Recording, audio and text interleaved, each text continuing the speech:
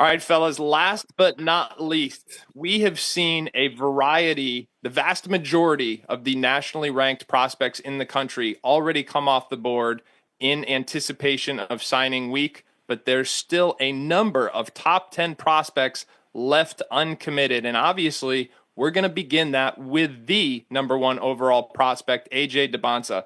Bossy, you have been at the forefront of recruiting on his process from start to finish. You've been plagiarized more in the last 2 months than anybody on the internet when it comes to recruiting his recruitment. What is the latest with AJ and what we can expect in the coming weeks or months?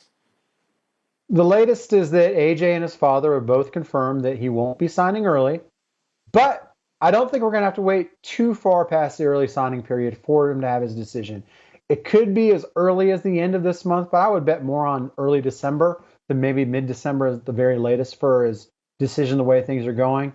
He's got a final seven. Not all seven are involved. I think we're looking at Alabama, BYU, Kansas State, and North Carolina at this point. He's obviously been to all of them officially, and now they're in this point where they're watching closely to see, okay, you've pitched me on playing a certain way. You've pitched me on this being the need.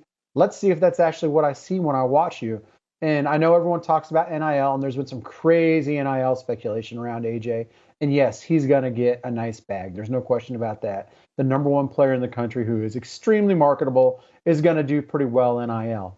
But all these places are being very competitive in that space. So now it's a matter of really where does he see himself fitting the best? And I think it's one where there's been rampant speculation about BYU being the team in the front. And there's certainly a major factor on it, but I don't think this thing has ever been nearly as done as maybe people have thought it to be, and it's a lot closer than people think coming down the stretch. I would tell you what, if Kansas State is out of this, they don't know it. Jerome Tang was there full staff in Boston last week, as was Nate Oates and Preston Murphy. North Carolina had an assistant coach there as well. That was AJ Dybantsa's homecoming back in Boston. Those four schools all represented. Certainly everyone appears to believe they are still in for this. Trav, I want to ask you about Koa Peat. There has arguably not been many players in the class who have been as consistently productive, especially in FIBA play with USA Basketball. This guy has gotten it done for all 4 years of his high school career. As we start to look down potentially the end of his recruitment, what is the latest? Yeah, he has been one of the toughest. This has been one of the toughest recruitments to kind of figure out at this point. He was one, go back a month or 6 weeks, and we were fully anticipating a decision out of him by this moment. But a decision has yet to come. And based on what I've been hearing, we are not anticipating a decision out of him during this early signing period, and that this thing will continue to drag out beyond. But I don't think we'll have to wait too much longer after the early signing period closes. There's been some movement in his leaderboard. Obviously, Duke was one that was heavily speculated, but that visit was canceled and they are no longer in contention. So we are now looking the closest at Arizona, Houston, Baylor, and there's been some buzz that Texas could be a sleeper here. So we'll be keeping a close eye on that one. There's obviously a draw to potentially stay home and play for Tommy Lloyd and the Arizona Wildcats, who have made him a absolute top priority from day one. But it's going to be a fight all the way to the end, as Houston has done a tremendous job with them. Baylor has been in there very deeply, but there's some buzz going around that they may be sliding down the leaderboard down into third, but they are not out of it yet. All right, Bossy, Mikel Brown is maybe the best pure point guard in the class, but certainly the best point guard left on the board. You and I saw him just a few weeks ago playing with his new DME team at the Border League. And again, this is another prospect that you have been at the forefront of reporting on. What is the latest with Mikel Brown?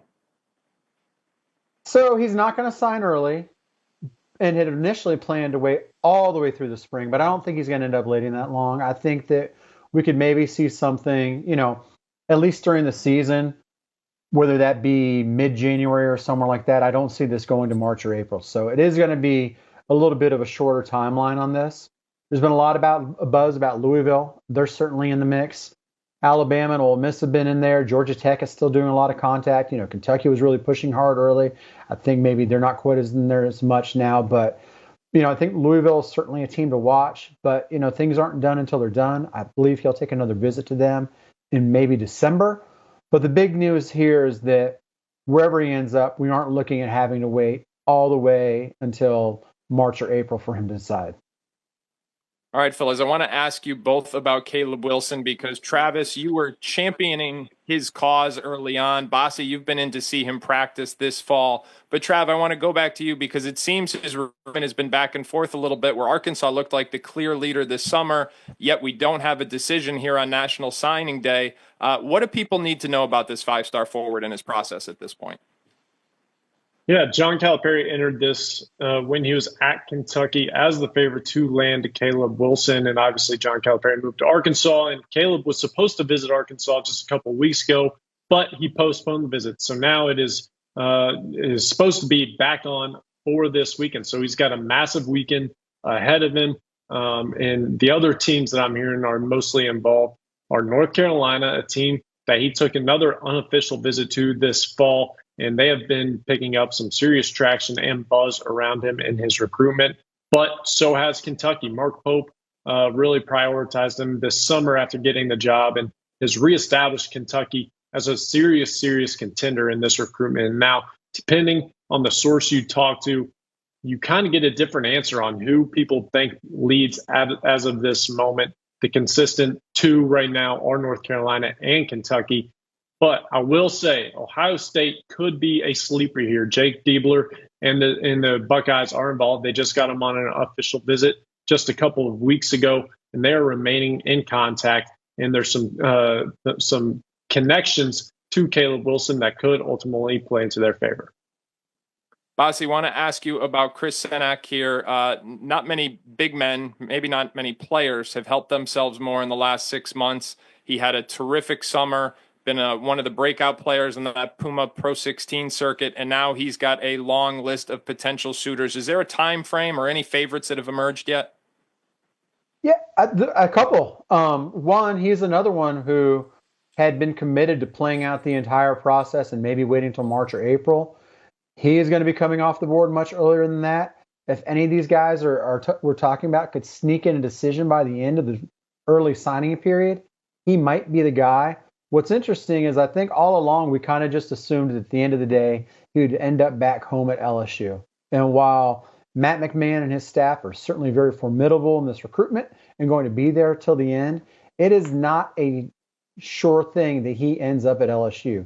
Houston has made a major push lately. They had him on an unofficial visit in the summer. They got him back officially, and they just recently got another unofficial visit from him. So they've had him on campus 3 times on a 4 or 5 month span. That is significant when you're recruiting someone. And also, over the really heard a lot of buzz about Tennessee emerging as a real threat in all this. You've still got Arkansas lingering around there, but Tennessee, Houston, and LSU, at least as of today, seem to be the programs getting the most buzz. And again, he's someone that if he's not done in the next week, I could see him maybe being done in the next 2 to 3 weeks with his decision. All right, everybody. That is the 24/7 Sports early signing period, National Signing Day show. For much more, you're going to want to visit 247sports.com. Travis, Bossy, Deshaun, and Brandon all have content there. 247sports.com, wall-to-wall team coverage, recruiting rankings, transfer portal updates, and don't forget, we are on commitment watch for the next 4 or 5 days with no less than 5 nationally ranked prospects expected to come off the board, many of them right here on the 24/7 Sports channel. So we'll see you back here real soon.